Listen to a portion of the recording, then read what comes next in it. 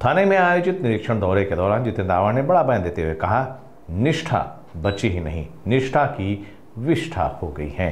मुंब्रा में एमसीए के पहले नेट और ग्राउंड का निरीक्षण किया गया, जहां आव्हाड ने कहा कि एमसीए का पहला नेट है और यहीं खिलाड़ियों का सिलेक्शन किया जाएगा। महिला क्रिकेट के लिए भी अब आवश्यक सुविधाएं उपलब्ध हो चुकी हैं।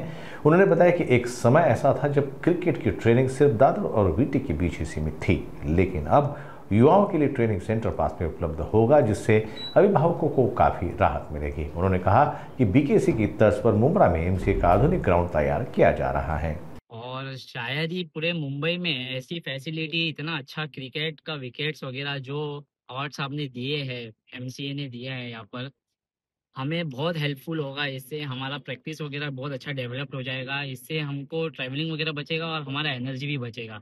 उसके थ्रू मैं अवार्ड साहब से बहुत बहुत थैंक यू कहना चाहता हूँ, जो हमको इतनी अच्छी फैसिलिटी दी है।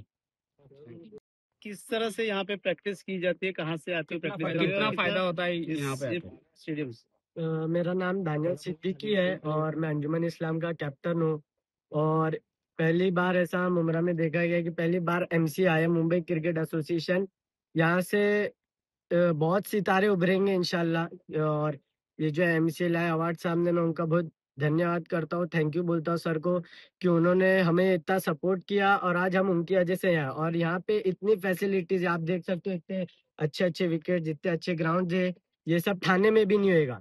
हमने बहुत खेला, आजाद गए, क्रॉस गए, हम थाने गए, हर जगह गए, लेकिन इतनी फैसिलिटीज और कहीं नहीं मिली होगी।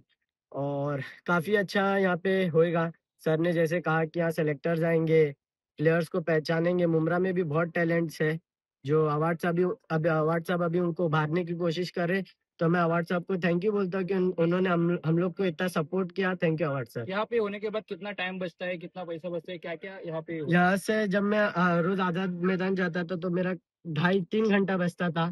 और 2.5-3 घंटा जाता था, जो काफी मतलब थकान हो जाती थी मेरे को।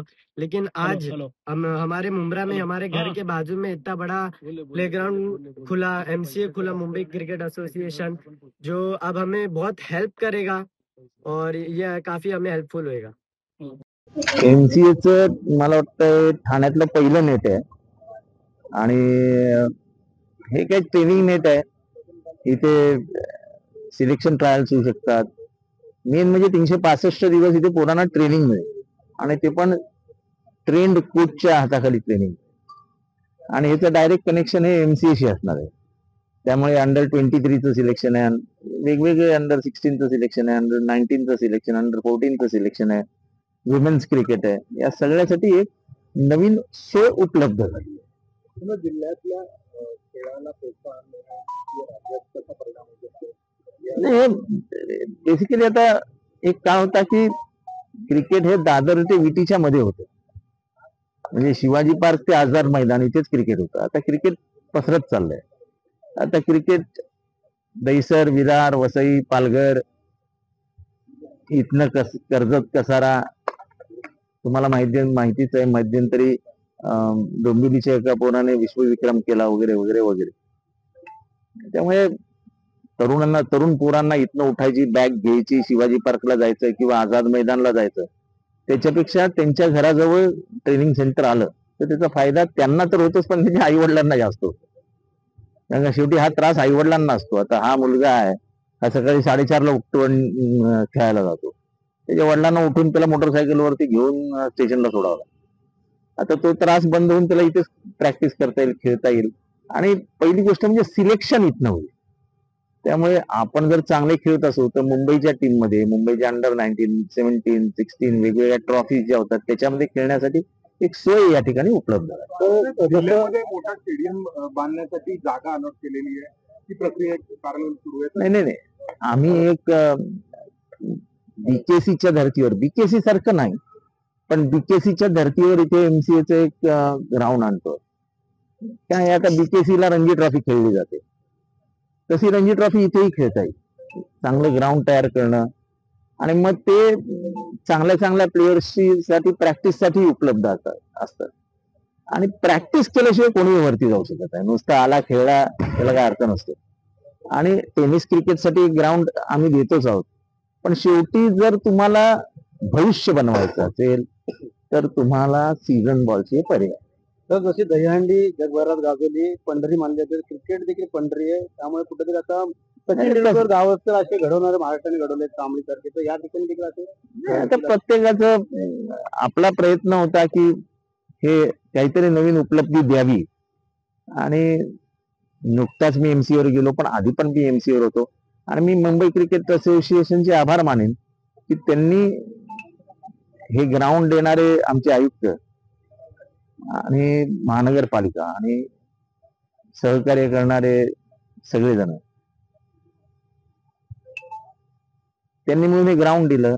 आणि MCAनी माती, गवत, रोलर याची सगळी तयारी करून घेतली. जवळजवळ 6-1 महिने गेले तयार करण्यासाठी, कारण काय इथली माती बरोबर नव्हती, दगड होती, ग्रास बरोबर नव्हता, ते सगळं करून घेतलं. आणि आता मला वाटतं पुढच्या 8-10 दिवसात याचं उद्घाटन होणे हे पोरांसाठी कुठल्याही जिल्ह्यातला कोणीही इथे आलं तरी ट्रेनिंगसाठी उपलब्ध आहे. 5 एकर जागेसंदर्भात देखील तुम्ही मागणी केली होती. 5 एकरची जागा उपलब्ध झाली आहे. ती आज MCAच्या हातात आहे. MCAने 47 लाख रुपये भरून त्याचं रजिस्ट्रेशन करून घेतलेलं आहे. आणि आता त्याचं कसं निर्माण होतो ते येत्या काही दिवसांमध्ये आम्ही ह्याचं जेव्हा उद्घाटन नाही, भूमिपूजन करू तेव्हा तर दादा स्टेडियम सारखंच या ठिकाणी स्टेडियम बनण्याची नाही, दादाजी तोंडदेव एक खूप मोठं स्टेडियम आहे, तसं काही होणार नाही. पण एक खेळ खेळण्यासाठी जे ग्राउंड लागतात तसं ग्राउंड फक्त क्रिकेटसाठी हे इथे 5 एकर मध्ये बनते. आवडते तुमच्या होम मिनिस्टर निवडणुकीमध्ये उभे राहत आहेत, कशा प्रकारची तयारी असणार आहे? तो प्रश्न त्यांना विचारा. आणि मी क्रिकेटसाठी आलोय, एक पॉलिटिकल उत्तर द्यायला नाही. मुंबरा बदलतोय, एक काळ होता मुंबऱ्याकडे वेगळ्या नजरेनं बघितलं जायचं, अनेक मुलं देशाने गेल्याचं बोललं जायचं, मात्र आता मुंबरा बदलतोय कारण मुलांना खेळासाठी घेऊन जाते. नाही, असं आहे की मुंबईत टॅलेंट आहे. आता हा पोरगा आहे, आता हा अंडर-19 साठी खेळला, अंडर-23 साठी मुंबई खेळलाय. आता हा अंजुमन इस्लामचा कॅप्टन आहे. असे वेगवेगळी पोरं वेगवेगळ्या शाळेतनं वेगवेगळ्या कॉलेजेसमध्ये खेळतात. फक्त त्यांना प्रॅक्टिस करणं याच्यासाठी जो 2 तास 3-4 तास वाया जायचे ते आता 5 मिनिटात इथे येतील, प्रॅक्टिस करतील. आणि जेवढे जास्त प्रॅक्टिस करतील, मैदानावर जेवढा जास्त वेळ घालवतील, तेवढी चांगली बॅट होईल, तेवढे चांगले बॉल हाताळला जाईल. भविष्यात या मुलांसाठी येणाऱ्या ठिकाणी या ठिकाणी राहायची सोय कशी केली जाणार का? आता विचार आमचा MCAचा आहे. MCAचा आमचा विचार आहे की हॉस्टेल्स बांधायची आणि लांबने येणाऱ्या पोरांना तिथे राहायची सोय करायची. MCA स्वतः हॉस्टेल बांधण्याचा प्रस्ताव सरकारला देणार. आमचे अध्यक्ष अजिंक्य नाईक हे ऑलरेडी बोललेले आहेत. आणि MCAचा तसा प्रस्तावही आहे की आम्हाला जागा दिली तर आम्ही हॉस्टेल बांधून तिथे खेळाडूंच्या राहायची सोय आमच्या खर्चाने, म्हणजे MCA मुंबई क्रिकेट असोसिएशनच्या खर्चाने करू. तर काहींचा या मैदानासाठी नाकार आहे, त्यांचं म्हणणं की पैसे देऊन आमचा जाऊ खेळायला, असं काही गोष्टी मुंबईमध्ये हे बोलणारे बोलतात.